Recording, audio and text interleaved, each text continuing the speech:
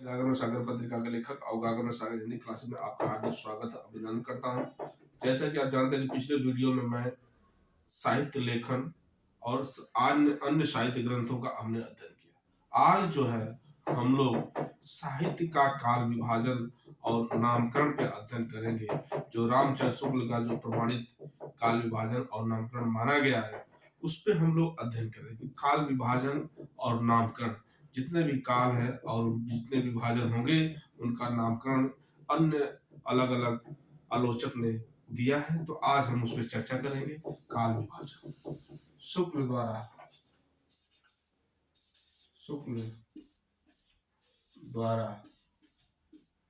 काल विभाजन।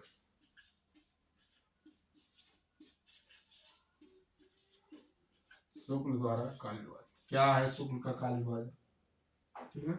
इन्होंने दोहरे नामकरण की, यह बड़ी इंपोर्टेंट है। अगर कोई पूछे कि दोहरे नामकरण की प्रवृत्ति किसने दिया था, तो वह रामचंद्र शुक्ल थे, जो दोहरे नामकरण की प्रवृत्ति का दिया था। जैसे हम लेते हैं आदिकाल,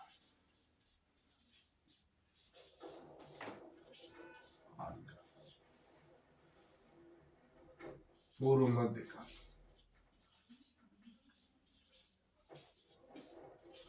मध्यकाल, उत्तर मध्यकाल,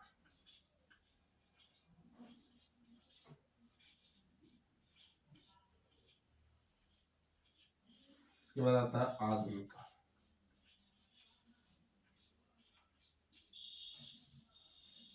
आधुनिक काल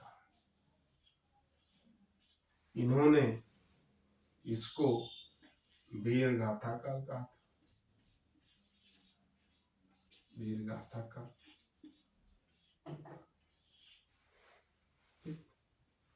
इसको इन्होंने भक्ति काल नाम दिया था। भक्ति काल, इसको इन्होंने रीति काल नाम दिया था, और चौथे को दिया था गद्य काल। अब जो इन्होंने जो समय बताया था इसका संवत 1050 से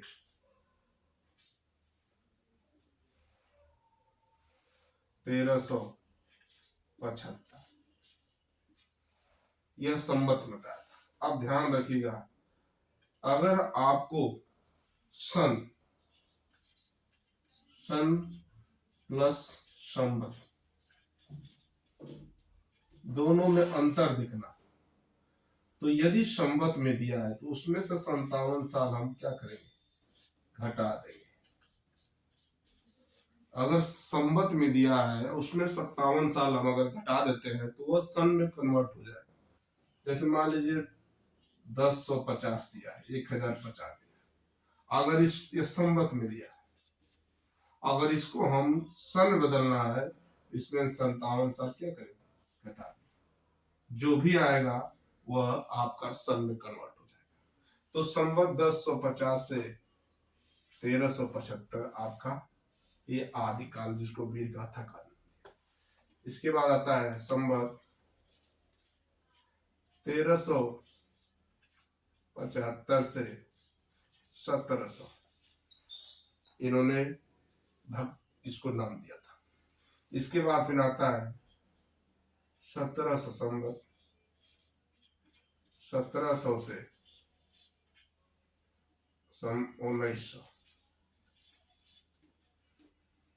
इसके बाद संवत 1900 से अद्यतन।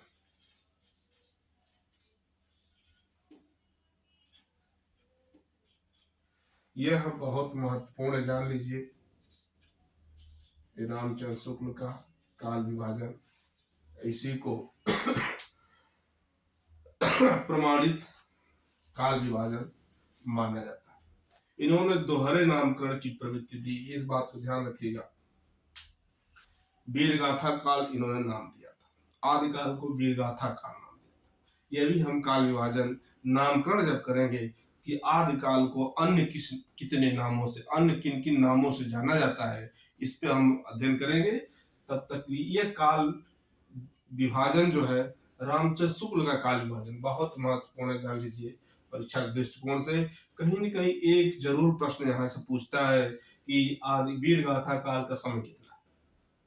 मान लीजिए सपोज करिए, अगर यह सन संवत में दिया है, अगर संवत में न दे करके यदि वही सन में दे दे, तो आपको इसमें से ध्यान रखिएगा, इसमें से भी 57 घटाना पड़ेगा और इसमें से भी 57 घटाना पड़ेगा। जब दोनों में सन में से संवत में से 57 घटाएंगे तो वह आपका सन में बदल जाएगा।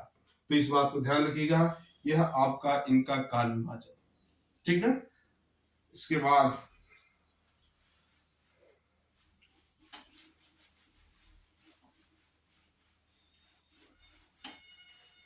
हजारी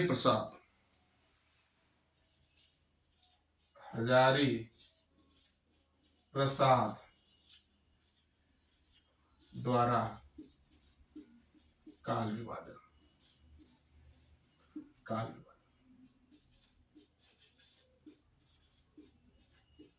हजारी प्रसाद का द्वारा ये काल विभाजन भी बड़ा महत्वपूर्ण है। इन्होंने आदिकाल,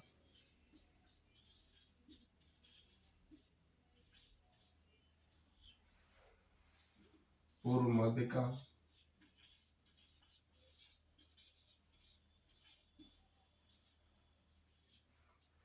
उत्तर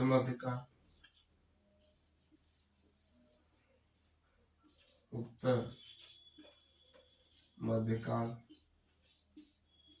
इसके बाद आधुनिक काल।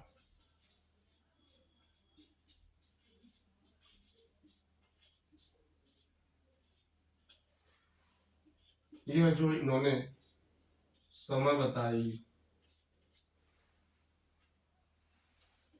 सन बताया इन्होंने, सन 10वीं शताब्दी से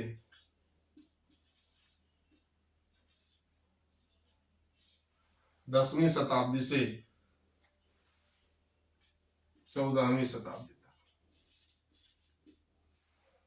ठीक है। इसके बाद 10वीं शताब्दी से 14वीं शताब्दी, फिर 14वीं शताब्दी से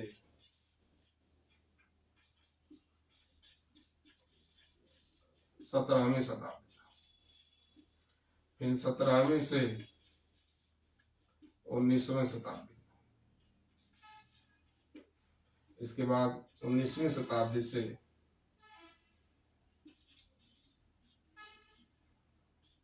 अद्यतन। इन्होंने इसका समय बताया। इन्होंने 14वीं शताब्दी से स्टार्ट किया था, 10वीं शताब्दी से स्टार्ट करके 14वीं शताब्दी आदिकाल का इन्होंने जो समय बताया, यह हजारी प्रसाद द्विवेदी ने 10वीं शताब्दी से 14वीं, मतलब 1000, यहाँ पे इसको भी लिख सकते हैं इस तरह से भी, 1000 ईस्वी से 1400 ईस्वी तक, ठीक है। इसको लिख सकते हैं 1400 ईस्वी से 1700 ईस्वी तक, इसको लिख सकते हैं 1700 से 1900 ईस्वी तक, और 1900 से अद्यतन, इस तरह भी लिख सकते हैं इसको, ठीक है। इस बात को ध्यान रखिएगा, यह भी बड़ा महत्वपूर्ण है काल विभाजन। रामचंद्र शुक्ल के बाद इनका बड़ा महत्वपूर्ण माना जाता है काल विभाजन हजारी प्रसाद द्विवेदी का। यह हजारी प्रसाद द्विवेदी का भी काल विभाजन बहुत ही महत्वपूर्ण माना जाता है, ठीक है। तो यह दोनों चीज ध्यान रखिएगा कि, ठीक ना, दो काल विभाजन ध्यान रखिए।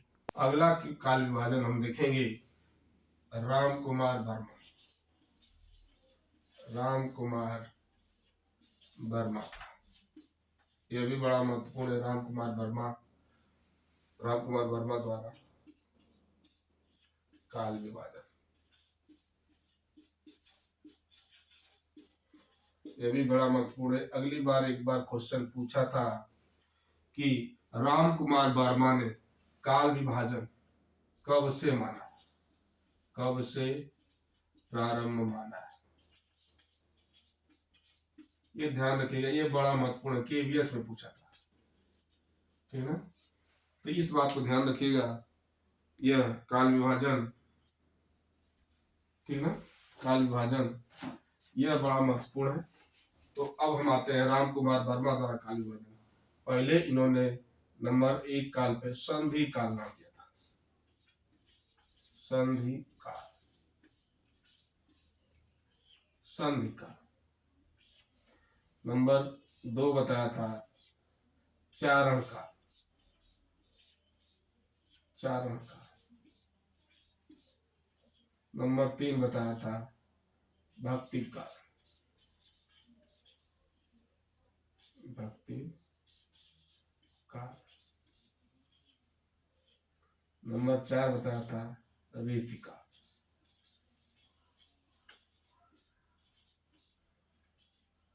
रीति काल। नंबर 5 बताया था आधुनिक काल, आधुनिक, आधुनिक काल। इन्होंने जो समय बताया था, जान लीजिए, इन्होंने भी संवत में ही बताया था, सन और संवत। तो इन्होंने जो समय बताया था संवत 750 से, संवत 750 से, जो संवत 750 से इन्होंने बताया था 1000, 1000 विक्रमी। फिर 1000 से 1375 बताया था, 1000 से 1375। फिर 1375 से उन्होंने 1700 बताया था विक्रमी संवत। इसके बाद 1700 से 1900, ठीक है। इसके बाद आधुनिक काल 1900 से संवत 1900 से आदि तक बताया था। इस सब पे संवत कर लीजिएगा, ठीक है, सब पे संवत रहेगा।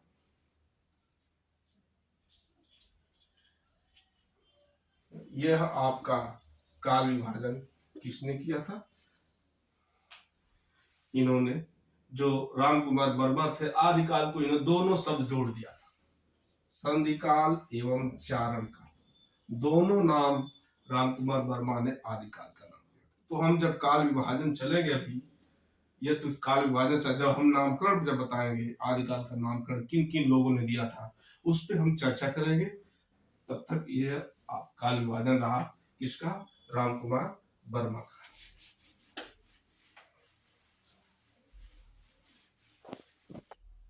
अगला डॉक्टर नगेंद्र द्वारा, नगेंद्र द्वारा काल विभाजन, डॉक्टर नगेंद्र द्वारा काल विभाजन, नगेंद्र, यह भी बड़ा महत्वपूर्ण है, ध्यान रखिएगा। तो पहले हम आते हैं नंबर 1 पे, इन्होंने आदिकाल नाम दिया था, आदिकाल। नंबर 2 भक्ति काल,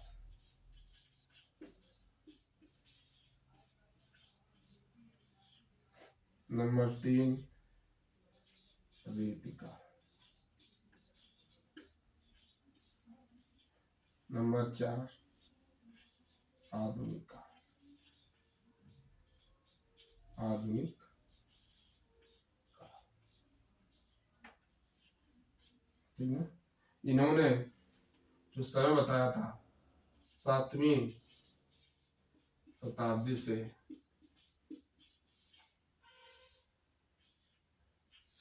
7वीं शताब्दी से 14वीं शताब्दी, ठीक है ना, 7वीं शताब्दी से 14वीं शताब्दी, जो इन्होंने 7वीं, फिर 14वीं शताब्दी से 14वीं शताब्दी से 17वीं शताब्दी, ठीक है। फिर 17वीं शताब्दी से 17वीं शताब्दी से 19वीं शताब्दी, 17वीं शताब्दी से 19वीं शताब्दी। फिर जो अगला इन्होंने आधुनिक काल बताया था 19वीं शताब्दी से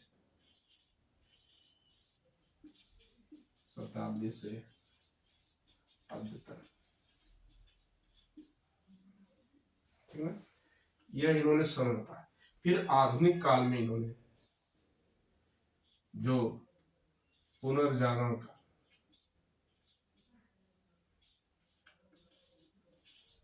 पुनर्जागरण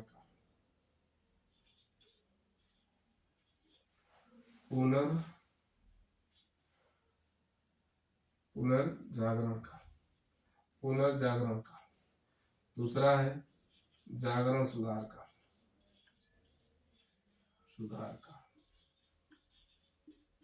जागरण सुधार का। इस बात को ध्यान रखिए, इन्होंने जो नाम दिया था आधुनिक काल का, आधुनिक काल में इन्होंने जो पुनर्जागरण का नाम दिया था, इसका नाम था भारतेंदु युग। अब प्रश्न यह आपसे पूछे कि भारतेंदु युग का नाम पुनर्जागरण का नाम किसने दिया? तो ये बड़ा महत्वपूर्ण है, बहुत कई कई परीक्षा में पूछा जाता है कि भारतेंदु का नामकरण जो है पुनर्जागरण काल नाम किसने दिया, ठीक है, इस बात को ध्यान रखिएगा। इसके बाद फिर पुनः जो जागरण सुधार काल है, इसको द्विवेदी युग नाम दिया था। द्विवेदी मतलब जो पुनर्जागरण काल था उनको भारतेंदु युग नाम दिया, और जो जागरण सुधार काल था उसको जो है क्या नाम दिया, जागरण सुधार काल, ठीक है, इस बात को ध्यान रखिएगा। अगला है छायावाद युग, इन्होंने छायावाद युग नाम दिया। इसके बाद नाम इन्होंने दिया छायावादोत्तर युग, ठीक। जो इन्होंने समय बताया था, इसका जो समय बताया इन्होंने, समय बताया था संवत 1857 से 1900, ठीक है, फिर 1900 से 1920, जो इन्होंने समय बताया था 1918, यहाँ 1920 नहीं रहेगा, 1918 बताया,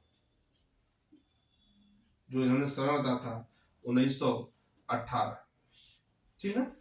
यह आपका जो सन था, और फिर 1918 से 1939, इसका जब समय बताया था 1918 से 1939, ठीक, यह इसका। तो इस तरीके से इन्होंने जो समय बताया 7वीं शताब्दी से। ये प्रश्न पूछ सकता है कि डॉक्टर नागेंद्र जो है साहित्य का आदिकाल कब से माना, तो 7वीं शताब्दी से 14, जैसे हजारी प्रसाद द्विवेदी का था 10वीं शताब्दी से 14वीं शताब्दी तक माना था, ठीक है।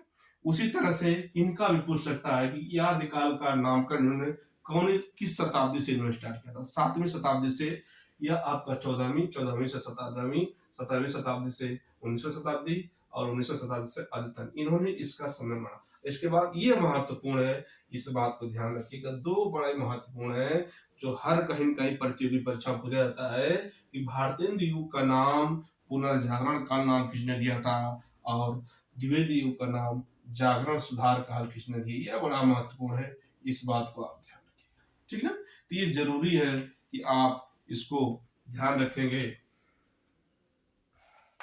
कालयुग, अब हम आते हैं इस पे, ध्यान से देखिएगा, यहां से बोलो आदिकाल, इसको आप वीरगाथा का काल, दूसरा है भक्ति काल, तीसरा है रीति काल, और चौथा है आपका आधुनिक काल।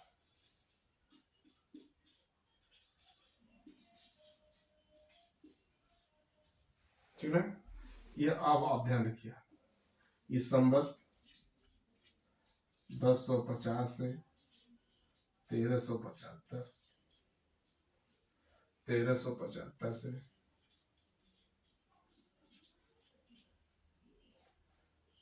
1375 से 1700, संवत 1700 से 1900 और संवत 1900 से आदिकाल। ठीक है, अब देखिए आदिकाल में कौन कौन टॉपिक आती है, अंतर्गत कौन कौन।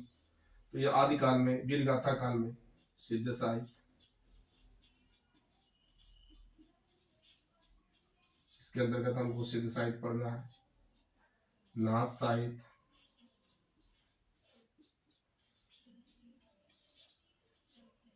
नाथ साहित्य के बाद रासो साहित्य,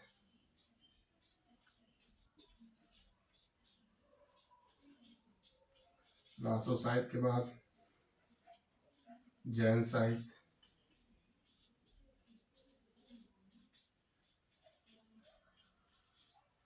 जैन साहित्य के बाद अपभ्रंश साहित्य,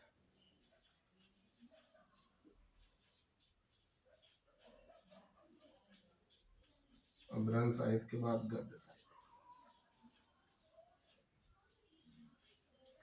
ये टॉपिक इसके अंतर्गत हम लोग को पढ़ना।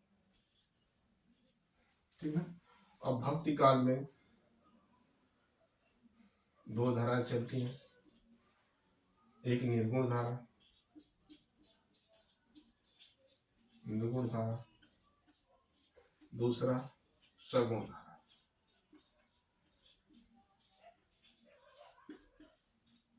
निर्गुण धारा में दो धाराएं चलती हैं, एक ज्ञानाश्रयी शाखा, दूसरा चलती है प्रेमाश्रयी शाखा।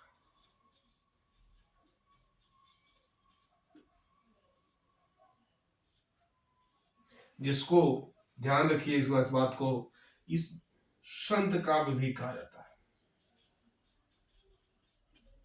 अब प्रश्न यह बनता है कि ज्ञानाश्रयी शाखा को संत काव्य नाम किसने दिया। अभी जस्ट हमने पढ़ा कि भारतेंदु युग को पुनर्जागरण का नाम किसने दिया था, तो भारतेंदु युग को पुनर्जागरण काल डॉक्टर नगेंद्र ने दिया था, अभी जस्ट पढ़ा। लेकिन इसको संत काव्य, लंबे नाम, ज्ञानाश्रयी शाखा जैसे लंबे नामों को संत काव्य नाम देने वाले थे राम कुमार वर्मा। ये बहुत महत्वपूर्ण है परीक्षा के दृष्टिकोण से, इस बात को ध्यान रखिएगा। और प्रेमाश्रयी शाखा को सूफी काव्य नाम दिया, कौन, राम कुमार वर्मा। ठीक है, अब आता है सगुण धारा में। सगुण धारा में दो धारा चलती हैं, एक राम भक्त शाखा, राम भक्त शाखा, दूसरा चलती है कृष्ण भक्त शाखा, कृष्ण भक्त शाखा। इस बात को ध्यान रखिएगा, कृष्ण भक्त शाखा।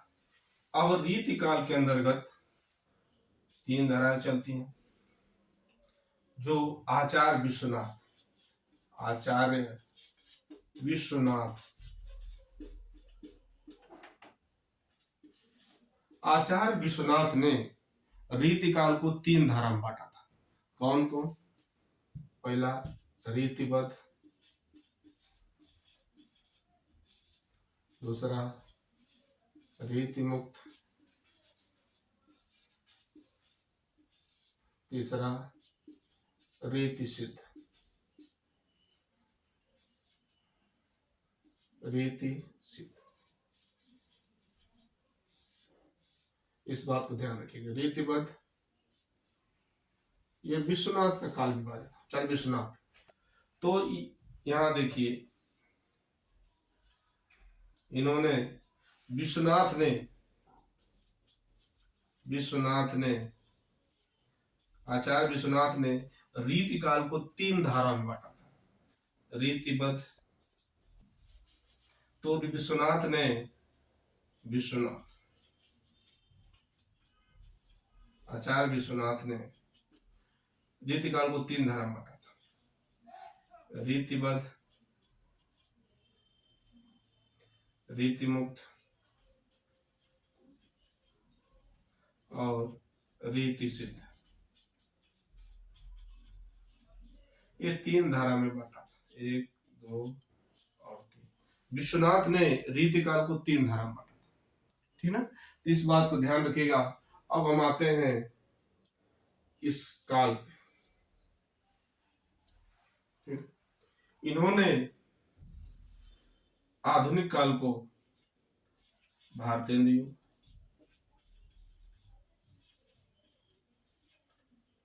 द्विवेदी युग,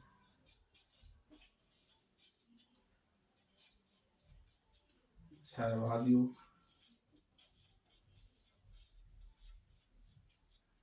भारतेंदु द्विवेदी छाया प्रगतिवाद,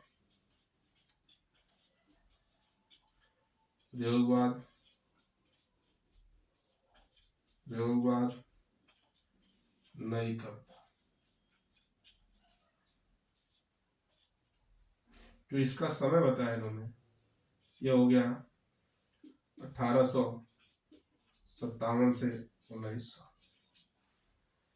द्विवेदी का 1900 से 1920 ईस्वी, 1920 से 1936, 1936 से 1943, 1943 से 1953 या 54 और 1954 से अद्यतन, यह इन्होंने समय इसका बताया गया, ठीक है।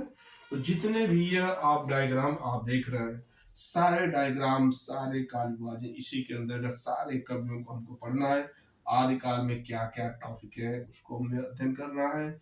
भक्ति काल को जो रामचंद्र शुक्ल ने जो भक्ति काल का विभाजन 2 भागों में किया था, एक निर्गुण धारा, दूसरा सगुण धारा। निर्गुण धारा के अंतर्गत इन्होंने ज्ञानाशय शाखा और प्रेमाशय शाखा, जिसको संत काव्य राम कुमार वर्मा ने दिया था, और सूफी काव्य प्रेमाशय शाखा को सूफी काव्य भी राम कुमार वर्मा ने ही दिया था। तो फिर सगुण धारा में 2 धारा चलती है, एक राम भक्त शाखा है, दूसरा है कृष्ण भक्त शाखा। राम भक्त शाखा के मुख्य कवि कौन है, ये हम चर्चा अगली टॉपिक में करेंगे। इसी के अंतर्गत आगे हम करेंगे कि राम भक्त शाखा के मुख्य कवि कौन है, कृष्ण भक्त शाखा के मुख्य कवि कौन है। इसके बाद फिर आधुनिक काल में भारतेंदु युग, द्विवेदी युग, छायावाद, प्रगतिवाद, प्रयोगवाद, नई कविता, अकविता, इसके बाद कविता आगे आता है। तो इस तरीके से तमाम, और विश्वनाथ ने रीति काल को 3 भागों में बांटा था, रीतिबद्ध, रीति मुक्त, रीति सिद्ध। रीति सिद्ध के अंतर्गत हमेशा कहीं कहीं कंपटीशन में, हर प्रतियोगी परीक्षा में पूछा जाता है कि रीति सिद्ध में कौन कवि आता है, रीति भक्त में कौन कौन कवि आते हैं, रीति मुक्त में कौन कवि आते हैं। जब हम रीति काल में पहुंचेंगे तो इस सबको हम विस्तार से इसका अध्ययन करेंगे। तब तक के लिए हम अगली वीडियो में लेकर उपस्थित होंगे कि आदि काल का नामकरण किन किन लोगों ने नाम दिया था, और भक्ति काल का नाम और रीति काल का नामकरण पे अगली टॉपिक में लेकर उपस्थित होंगे। तब तक ले धन्यवाद।